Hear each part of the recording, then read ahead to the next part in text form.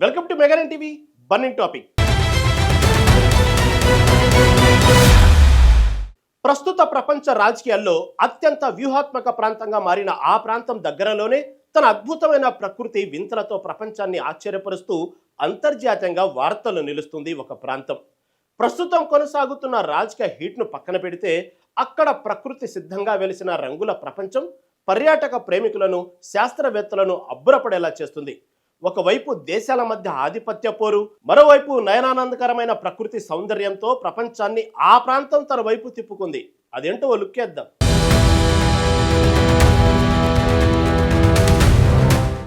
Persian, Oman సింధుల మధ్య చమురు రవాణాకు కీలకంగా ఉన్న జలసంధిగా హార్ముజ్ మనకు తెలిసిందే.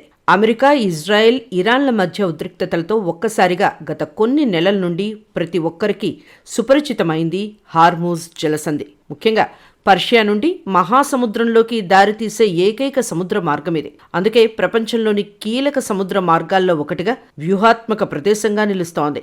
ఇక ఆ మార్గంలోనే ఉన్న హార్ముజ్ ద్వీపమే ఆ అద్భుతమైన ప్రాంతం. ఆ ద్వీపం విస్తీర్ణం 42 చదరపు కిలోమీటర్లు.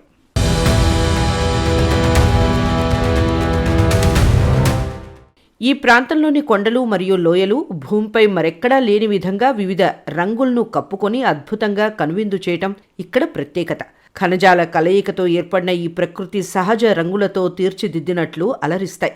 సహజంగా ఏర్పడిన ఈ వైవిధ్యమైన అందాలతో పర్యాటకులను విశేషంగా ఆకట్టుకుంటున్నాయి. ఆ ప్రదేశం ఇంత వైవిధ్యంగా కనిపించడానికి కారణం ఇక్కడ మట్టిలో ఉన్న ఐరన్ ఆక్సైడ్, ఇతర ఎలిమెంట్సేనని చెబుతుంటారు.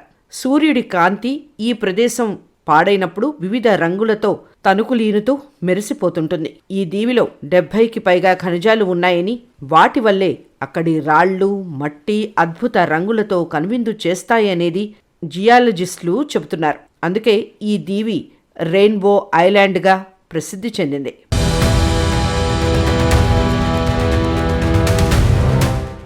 సముద్రపు అలలు ఈ ఇసుకను తాకినప్పుడు నీరు కూడా ఎరుపు రంగులోకి మారి చూడటానికి అద్భుతంగా కనువిందు చేస్తుంది.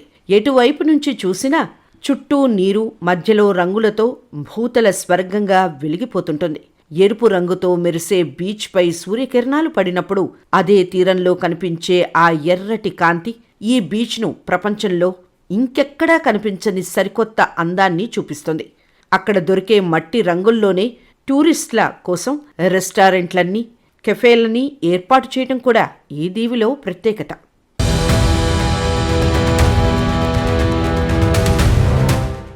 భూమిపై ఎక్కడా లేని విధంగా ఈ దీవి ఎన్నో ప్రత్యేకతలకు కేంద్రంగా విలసిల్లుతోంది. ఉప్పు గుహలతో, వైవిధ్యమైన ఆకారాల రాతి కట్టడాలతో ఆకట్టుకుంటోంది. ఇక ఇక్కడ ఇంకొక విషయం ఏమిటంటే, ఇక్కడి మట్టిని కూడా వివిధ రకాలుగా ఉపయోగిస్తారు. తినదగిన మట్టి దొరికే ఏకైక ప్రదేశం కూడా ఇదేనని ప్రతీతి. స్థానిక ప్రజలు ఇక్కడి ఎరుపు మట్టిని గోలాక్ అంటారు. వంటల్లో మసాలాలుగా, చట్నీల తయారీలో మరియు వివిధ కూరల్లో రంగు కోసం ఉపయోగిస్తారు. అన్ని రకాల వంటల్లో ఈ మట్టిని ఉపయోగించుకుంటున్నారంటే అతిశయోక్తి కాదు. అంత ప్రత్యేకత కలిగిన ఈ మట్టితో చేసిన కళాకృతులు కళా ప్రేమికులను అలరిస్తున్నాయి. ఈ కళాఖండాలు స్థానిక మ్యూజియంలో ప్రదర్శిస్తుంటారు. మ్యూజియం ఆఫ్ నెడాలియన్ స్థానిక సంస్కృతి మరియు పర్యావరణ కళను ప్రతిబింబించే మ్యూజియం ఇది. ఇలా ఈ ప్రాంతానికి చాలా ప్రత్యేకతలు ఇక్కడున్నాయి. ముఖ్యంగా శీతాకాలంలో ఈ ప్రాంతం పర్యాటకులతో సందడిగా ఉంటుంది. వేల సంవత్సరాలుగా జనావాసంతో ఉన్న ఈ ఐలాండ్ను సుప్రసిద్ధ యాత్రికులు సందర్శించేవారని చెబుతుంటారు. భారత్ నుండి కూడా గోవా, గుజరాత్ల నుండి ఇరాన్లోని ఖేష్ దీవికి ప్రయాణించే ఓడలను హాల్టింగ్ స్పాట్గా ఈ ఐలాండ్ను ఉపయోగించేవారని తెలుస్తోంది. అందుకే ఈ ద్వీపంలో పోర్చుగీస్ కోటకు సంబంధించిన ఆనవాళ్లు ఆనాటి చరిత్రకు సాక్షీభూతంగా కనిపిస్తుంటాయి.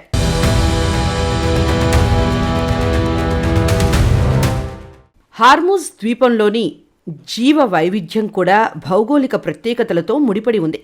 ఇక్కడ మట్టిలో ఉప్పు మరియు ఖనిజాలు అధికంగా ఉన్నప్పటికీ తీర ప్రాంతాల్లో అద్భుతమైన మడ అడవులు విస్తరించటం, అవి వేల జంతువులకు ఆవాసాలుగా ఉన్నాయి.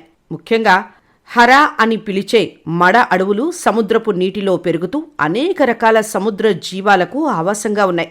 శీతాకాలంలో సైబీరియా వంటి ప్రాంతాల నుండి వలస వచ్చే నీటి పక్షులకు ఈ ద్వీపం ఆశ్రయమిస్తుంది. సముద్ర జీవుల విషయానికి వస్తే హార్మూజ్ తీరం సముద్ర తాబేళ్లకు ప్రసిద్ధి. ముఖ్యంగా అంతరించిపోతున్న హాక్స్ బిల్ తాబేళ్లు గుడ్లు పెట్టేందుకు ఇక్కడి ఇసుక తిన్నెలకు వస్తుంటాయి. సముద్ర గర్భంలో రంగురంగుల పగడపు దిబ్బలతో వివిధ రకాల సముద్ర చరాలకు, చేపలకు నిలయంగా ఉన్నాయి. నేలపైన చెట్లు తక్కువగా ఉన్న ఎడారి వాతావరణానికి తట్టుకునే చిన్నపాటి పొదలు మరియు అరుదైన బల్లులు, కీటకాలు ఇక్కడి పర్యావరణ వ్యవస్థలో భాగమై జీవిస్తున్నాయి. ఈ ద్వీపంలోని విలక్షణమైన పరిస్థితుల మధ్య జీవనం కొనసాగించడం ఇక్కడి వైవిధ్యం యొక్క ప్రత్యేకత.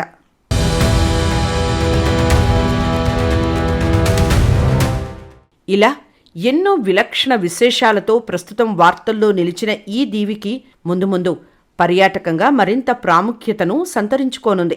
ఇక ముందు కూడా ప్రపంచ పర్యాటక ప్రేమికులు ఈ దీవిని సందర్శించేందుకు ఆసక్తి కనబరిచే అవకాశముంది. ఈ ప్రాంతంలో యుద్ధ మేఘాలు కమ్ముకున్నప్పుడు లేదా నౌకలపై దాడులు జరిగినప్పుడు అంతర్జాతీయ విమానయాన సంస్థలు మరియు పర్యాటకులు భద్రతను దృష్టిలో ఉంచుకొని పర్యటనను వాయిదా వేసుకుంటున్నారు. ఇక పరిస్థితులు చక్కబడి అక్కడ శాంతి పునరుద్ధరించబడితే తిరిగి పర్యాటకం పుంజుకొని తద్వారా విదేశీ పర్యాటకుల ద్వారా వచ్చే ఆదాయం పెరిగే అవకాశముంది.